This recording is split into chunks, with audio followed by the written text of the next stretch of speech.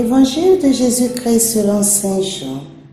En ce temps-là, Jean, l'un des 12, disait à Jésus, « Maître, nous avons vu quelqu'un expulser les démons en ton nom. Nous l'en avons empêché car il n'est pas de ceux qui nous suivent. » Jésus répondit, « Ne l'en empêchez pas, car celui qui fait un miracle en mon nom ne peut pas aussitôt après mal parler de moi. Celui qui n'est pas contre nous est pour nous. Et celui qui vous donnera un verre d'eau au nom de votre appartenance au Christ, Amen, je vous le dis, il ne restera pas sans récompense. Celui qui est un scandale, une occasion de chute pour un seul de ces petits qui croient en moi, mieux vaudrait pour lui qu'on lui attache au cou une de ces meules qui tournent les ânes et qu'on le jette à la mer. Et si ta main est pour toi une occasion de chute, coupe-la. Mieux vaut pour toi entrer manchot dans la vie éternelle que de t'en aller dans la géhenne avec tes deux mains, là où le feu ne s'éteint pas. Si ton pied est pour toi une occasion de chute, coupe-le. Mieux vaut pour toi entrer estropié dans la vie éternelle que de t'en aller dans la géhenne avec tes deux pieds. Si ton œil est pour toi une occasion de chute, arrache-le. Mieux vaut pour toi entrer borgne dans le royaume de Dieu que de t'en aller dans la géhenne avec tes deux yeux, là où le ver ne meurt pas et où le feu ne s'éteint pas. Acclamons la parole de Dieu. Louange à toi, Seigneur Jésus.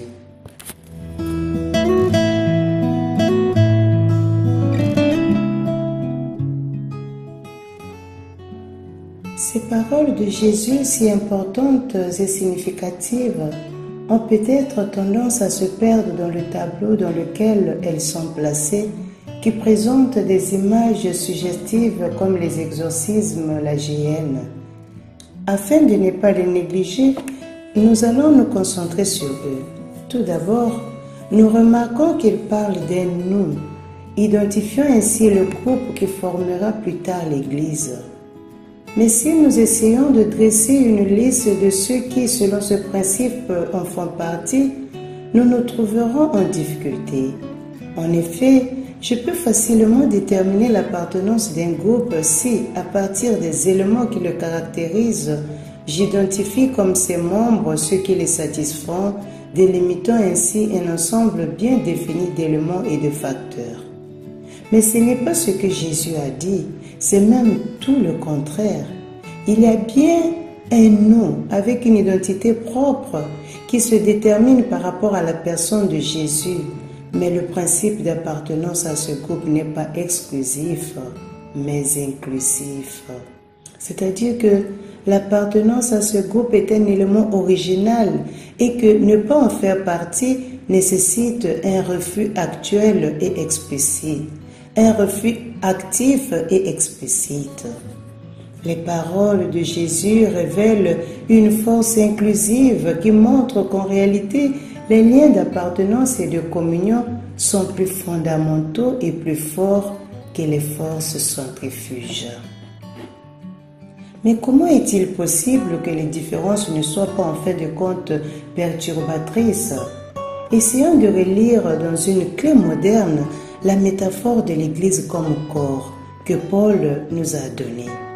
Aujourd'hui, nous dirions que ce qui marque l'appartenance d'une cellule à un corps, c'est le fait qu'elle possède son ADN. Il décrit le corps dans sa totalité, contenant des informations sur la façon dont les cellules individuelles, chacune avec sa propre spécificité, sont conformées en une seule réalité que nous pouvons concevoir comme l'unité multiple qui est le corps.